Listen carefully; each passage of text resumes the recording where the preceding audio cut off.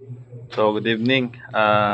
Share ko lang yung video na to sa mga palagi nagtatanong sa akin kung bakit daw yung yung panumpit nila nagba-backfire dito. Yan. So, una, ito ang receiver na to is for toys only, hindi siya live or hangin yung laman nito. Yan yung gauge niya, and ito 3,000 PSI yung max. So, ito'y kaalaman para sa mga gumagamit nito na may lock na ganito. Kunin ko muna to. Yan. Yan. Kapag lumuwang to, yung lock niya dito, yan. Ito yung lock niya. Pag lumuwang yan, ang tendency niyan, atras to. Yan, matras yan. Mag-focus. So pag nag-atras yan, halimbawa nakaset na yung panumpit mo dyan para sa pellet. Yan. Halimbawa ganyan, nakaset na ng ganyang distance nya. Nakakapit na yung mga o-ring, lahat nakaset na. Once na lumuwag to sa kakaganyan-ganyan, yan yung nangyayari. Ayaw mag-focus. Yan. Pabalik yung hangin dito. Tapos hindi siya magsisil dito sa bunganga. Kaya mayroon siyang putok dito na maririnig yung parang talsik ng hangin. Either yung lock nyo dito sa taas maluwang, ito, or yung lock na dito nag-loose din. Yan. Yan yung mangyayari pag nag-loose dito. So, para may idea yung kahit na hindi lang sa amin na mga unit na to, kahit na sa ibang unit siguro, kasi yung mga hammer type halos parehas lang naman din yan. Meron siyang lock dito. So, yan yung naglalak ng position ng swing para mag-seal yung o-ring dito. Yan. Kasi pag hindi nakasil yung o-ring dito, puputok yan. Lalabas yung hangin dito sa gilid. Parang may maririnig ka na parang malakas dito. Tapos yung o-ring niya, lalabas yan dito. Kalahati. Or minsan nasisira. So yan yung kadalasan tinatanong nila, bakit daw pumuputok dito. May lumalabas na hangin dito.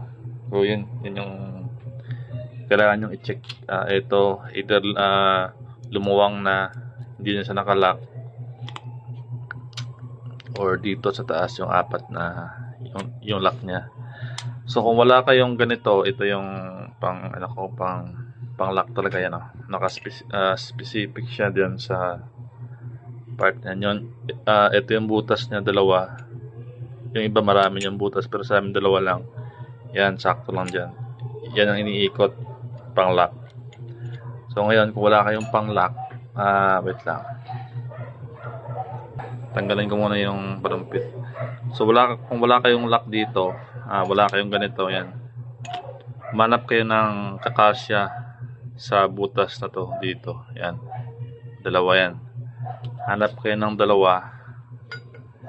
I-demo ko lang para may idea yung iba,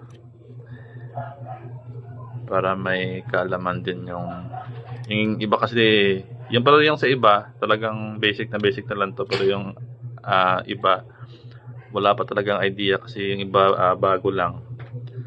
Yan, para at least mayroon siyang, pagka ganyan, i-cross mo lang ng ganyan, or pwede mo lang yung i-ganyan. Tapos mahirap pag kulang isang yan, demo ko lang yan. Pwede yung ganyan, tapos ikutin nyo siya ng pagganyan para meron siyang puwersa. Kung wala kayong ganitong klaseng tools, yan, ikutin mo ng pagganyan, maglalak na yan. Yung saktong lock lang. So pag set naman, halimbawa hindi na siya lumalapat dito sa dulo, ang gawin mo muna, tanggalin mo to. Yan. So, ilock mo na siya. Yan. Yan. Ngayon, nakalock na yan. Tsaka mo siya ilagay ito ulit. Kasi nakaset na yan dito eh. Yan. Nakalock na yan. So, ilapat mo na yung panumpit mo. Yan. Kung gaano kahaba or kahaba yung lumalabas. Dapat yung saktong grip lang dito. Tapos hindi siya yung parang hindi kumakapit. Ganun din yun. Parang may lalabas dyan na hangin. Dapat pagka center nyo dyan, iusog nyo sa ng sakto lang. Tapos ilock nyo dito. Yan. May grip na yan sa dito sa dulo. Yan. So kung limbawa naman, ito naman na sobrahan ng higpit mo dito. Yan. Pag tinanggal mo to, sumasama minsan pati yung valve. Yan, sumasama yan minsan pati yung valve. Minsan, pag wala ng hangin to, sumasama yan kasi pagkakahigpit mo minsan sobrang higpit, so sumasama yung valve. Pati ito, kasama nito, natatanggal yan. So ang gawin mo lang is pagtanggal naman ng valve, ilagay mo lang sa vise or any na maklamp mo yung valve, tapos tsaka mo sa i-loose dito para matanggal tong lock nya. Yan. Ganun lang kadali. Usually kasi yan yung natatanggap kong mga complaint kung bakit daw hindi na lumalapat dito yung yung panumpit nila, may lumalabas na leak dito na hangin.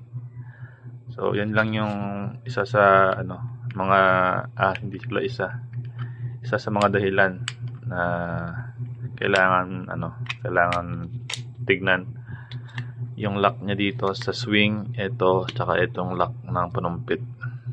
So yan lang. So sinyal ko lang sa inyo para at least meron kayong idea.